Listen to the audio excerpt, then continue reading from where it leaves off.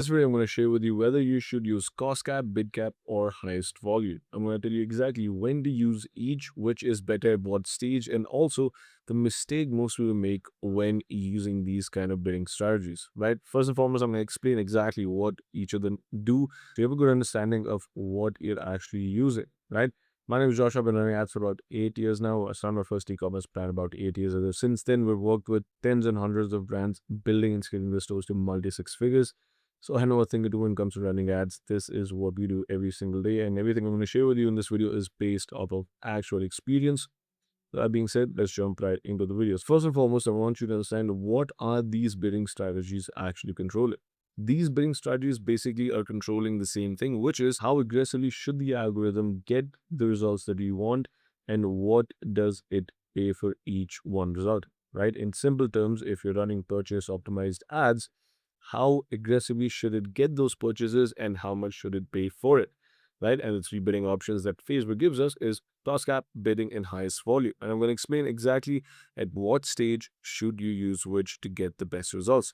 First and foremost, let's start off with the highest volume bidding strategy. Now, this is the most default bidding strategy there is. If you run an ad, this is what is selected as default. What this basically is, it's telling Facebook to spend your full budget to get the most results that it can without a cap on how much it pays for it. Now, this works really well at the starting stages when you're trying to gather data. When you don't have enough data and you're trying to prioritize learning speed of the algorithm over spending efficiency. And the trade-off is very simple. You might end up spending a lot more for the results. So again, that's why you use it at the starting stages.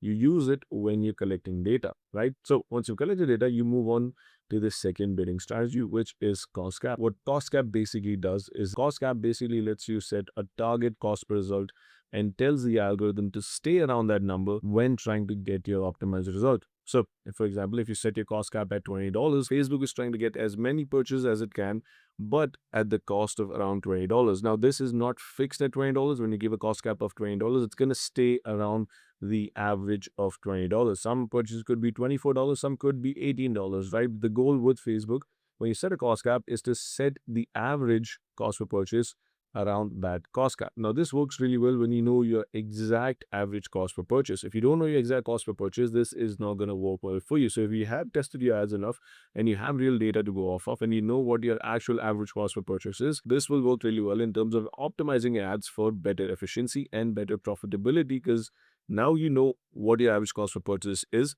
and you can set Facebook to get purchases only around that number. So you're not spending more to get the same results.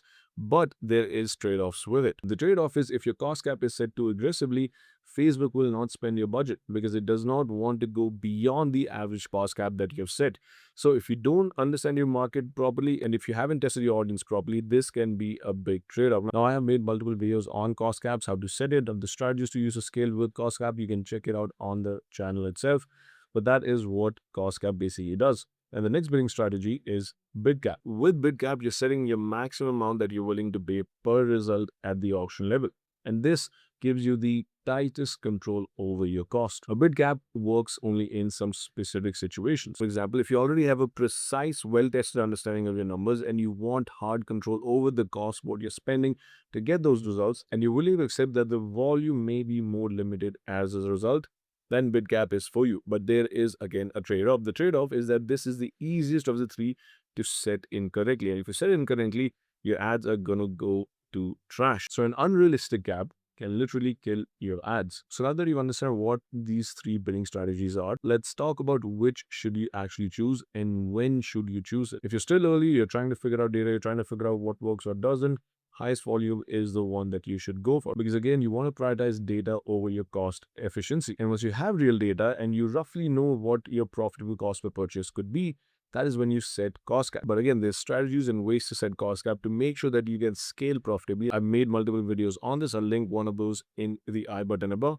But if you want to scale and you have a good idea of and you have a good idea what your profitable cost per purchase is, then cost cap is definitely going to help you scale very profitably. Now, a step beyond that is bid cap. Bid cap is only worth reaching for once you have enough history to set a realistic number. But more times than not, it is free option that's most likely going to cause problems if your number is off. So it's pretty risky. If you're someone who is not an experienced advertiser, don't just jump into setting bid cap. I see a lot of people do that, and that's why your ads are going to shit. Once you're getting started, you want to get data, you start with highest volume. Once you have data, once you can set a realistic number of what your profitable cost of purchase is, you set cost caps and bid caps, honestly, realistically, only if you have a lot of data and you know what you're doing. If not, stay away from bid caps. So those are your cost cap, bid cap, and highest volume bidding strategies, and that is when you should use it. Now, if you have a store and you're struggling with your store, you're struggling with the ad accounts, you're not profitable, or maybe you are profitable but you cannot scale, I'm offering free ad account audits. This is where I go into your ad account, I personally check what's working, what's not,